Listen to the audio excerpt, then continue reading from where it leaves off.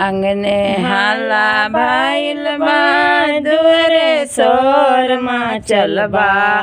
अंगने हाला भइल बा दुअरे शोर मचल बा। सासू काहे नइखी आवत उनका लाज लागता।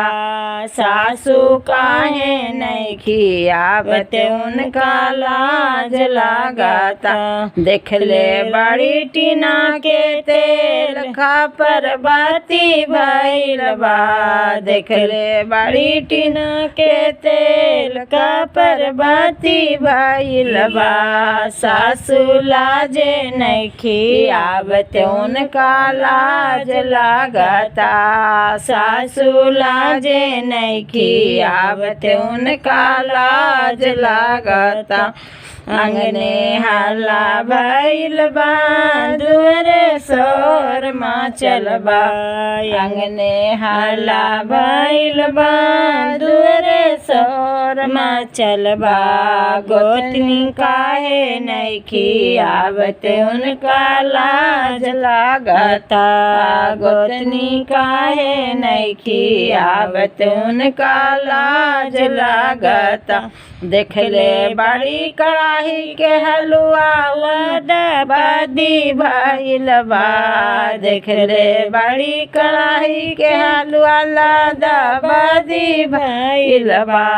गोतनी लाजे नइखी आवत उनका लाज लागता।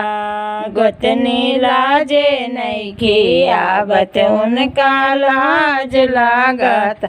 अंगने हाला भइल बा दुअरे शोर मचल बा। अंगने हाला भइल बा दुअरे शोर मचल बा। ननद काहे नइखी आवत उनका लाज लागता। ननद काहे नइखी आवत उनका लाज लागता। देखले बड़ी सोना के हरवा उनका बीपी बढ़ल बा। देखले बड़ी सोना के हरवा उनका बीपी बढ़ल बा। ननद लाजे नइखी आवत उनका लाज लागता। ननद काहे नइखी आवत उनका लाज लागता। वीडियो अच्छा लगे तो लाइक करें, सब्सक्राइब करें, कमेंट करें, शेयर करें।